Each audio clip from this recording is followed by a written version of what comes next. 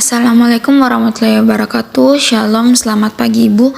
Saya atas nama Putriyanti dengan NIM 21040601000 dari kelas Agroteknologi 1 dengan dosen pembimbing akademik Ibu Petronella Syayanti Nenotek selaku dosen pengampu mata kuliah botani juga.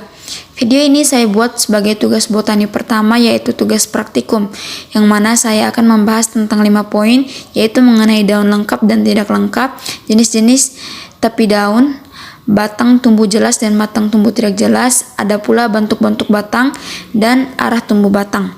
Yang pertama kita bicara mengenai daun lengkap dan tidak lengkap. Daun lengkap dan tidak lengkap ini terbagi berdasarkan struktur daunnya. Daun lengkap terlebih dahulu.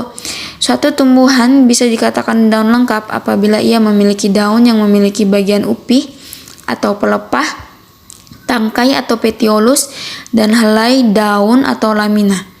Dapat kita lihat di gambar ini adalah contoh dari daun yang lengkap, yaitu daun pisang. Daun pisang memiliki pelepah di bagian bawah dan bersambung dengan tangkai kemudian helainya. Lalu daun yang tidak lengkap, ada dua tipe daun yang tidak lengkap, yaitu daun yang bertangkai dan daun berhelai. Untuk daun yang bertangkai, di sini saya mengambil contoh dengan daun nangka, karena daun nangka hanya terdapat tangkai dan helainya saja dan tidak memiliki pelepah. Kemudian daun yang berhelai, contohnya jagung yang tidak memiliki tangkai dan termasuk daun yang tidak lengkap. Kemudian yang kedua kita berbicara tentang jenis-jenis tepi daun. Bentuk-bentuk tepi daun ada bermacam-macam dan dapat dibedakan menjadi dua, yaitu tepi daun yang rata atau integrar dan tepi daun yang bertoreh atau divisus. Untuk tepi daun yang rata dapat kita lihat pada daun nangka ini, yang mana daun nangka ini memiliki tepi daun yang rata. Yang kedua, tepi daun yang bertoreh. Tepi daun yang bertoreh terbagi lagi menjadi tepi daun bertoreh bebas. Dari tepi daun yang bertoreh bebas ini terbagi lagi menjadi tepi daun bergeri seperti pada daun bunga tahi ayam yang memiliki tepi yang bergerigi. Lalu ada tepi daun beringgit seperti pada cocor bebek ini yang memiliki sinus tajam dan runcing sedangkan angulusnya tumpul. Lalu ada tepi daun yang berombak. Misalnya pada daun air mata pengantin ini yang mana sinus dan angulusnya sama-sama tumpul. Kemudian berdasarkan sifat toreh dan susunan tulang daunnya, tepi daun dibedakan lagi menjadi tepi daun yang berlekuk menyirip seperti pada daun tanaman terong ini yang mana tepinya berlekuk mengikuti susunan tulang daunnya yang menyirip. Lalu ada tepi daun yang bercangap menyirip seperti pada daun keluih ini atau biasa disebut dengan pohon sukun atau daun pohon sukun, yang mana tepi daunnya bercangap sedangkan daunnya memiliki susunan tulang yang menyirip.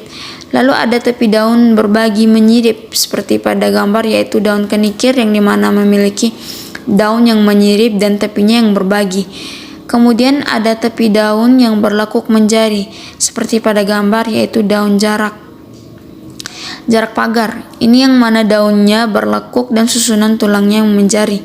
Lalu ada tepi daun berbagi menjari seperti pada contoh gambar ini, yaitu katela pohon atau biasa disebut dengan daun ubi yang mana tepi daunnya berbagi dan susunan tulangnya menjari.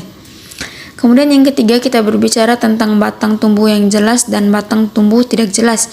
Tumbuhan berdasarkan batangnya dibagi lagi menjadi dua, yaitu tumbuhan dengan tumbuh batang yang jelas dan tumbuh batang yang tidak jelas.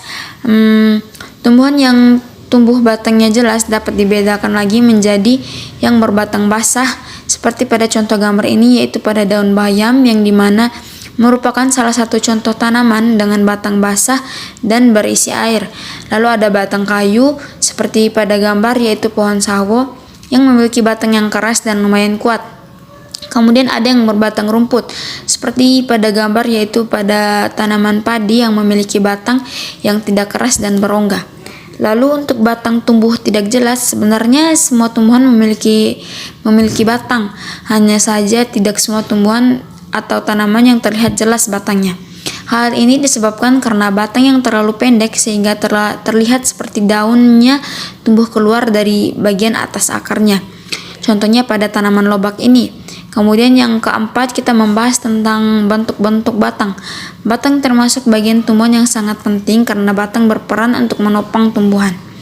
Menurut bentuk penampangnya, batang dibagi lagi menjadi batang yang berbentuk bulat. Dapat kita lihat di gambar ini, yaitu pohon kelapa yang memiliki batang yang bulat. Kemudian batang bersegi seperti pada tanaman markisa yang memiliki batang yang bersegi 4. Lalu ada batang yang berbentuk pipih seperti pada tanaman kaktus ini yang melebar seperti daun. Kemudian batang menurut permukaannya yang terbagi lagi menjadi bentuk batang licin, contohnya pada batang jagung ini yang licin. Lalu ada batang yang bersusuk, contohnya pada tumbuhan liar yang permukaan batangnya terlihat seperti rigi-rigi. Lalu ada batang berduri seperti pada contoh gambar ini, yaitu pada tanaman euphorbia yang memiliki duri pada batangnya. Lalu ada batang bekas-bekas daun, yaitu dapat kita lihat pada daun pepaya, yang mana jika daunnya dipetik maka akan meninggalkan bekas pada batangnya. Kemudian ada bentuk batang dengan bekas daun penumpu, seperti yang kita lihat pada batang pohon nangka, yang mana terdapat daun yang muncul pada tangkai buahnya yang berada pada batang. Kemudian yang terakhir adalah arah tumbuhnya batang. Umumnya batang tumbuhan akan tumbuh ke arah matahari atau cahaya dan akan meninggalkan tanah dan air. Namun arah tumbuhan batang pun bervariasi seperti batang tegak lurus. Kita lihat pada pohon pepaya yang tumbuh tegak lurus mengarah ke atas.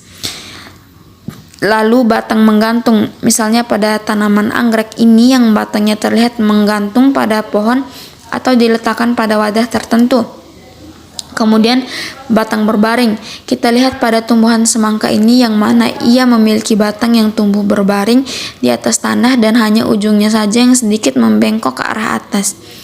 Lalu batang menjalar atau merayap, yaitu seperti pada ubi jalar ini di mana ia tumbuh menjalar atau merayap, namun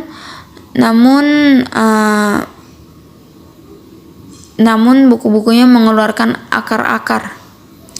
Lalu batang serong ke atas atau berbentuk condong, yaitu seperti pada kacang tanah ini di mana memiliki pangkal batang tumbuhan yang terlihat seperti hendak berbaring dan bagian lainnya terlihat akan membelok ke atas. Kemudian batang mengangguk, yaitu kita lihat seperti pada bunga matahari ini yang memiliki batang yang tumbuh tegak lurus ke atas, tetapi bagian ujungnya akan membengkok dan kembali ke bawah. Dan batang memanjat, yaitu seperti pada batang vanili yang batangnya tumbuh ke atas dengan menggunakan penunjang. Sekian penjelasan singkat dari saya, Ibu. Jika ada salah kata mohon maaf, dan jika ada kesalahan mohon diperbaiki, Ibu. Terima kasih atas waktunya, Ibu. Wabillahi taufik wal hidayah. Wassalamualaikum warahmatullahi wabarakatuh.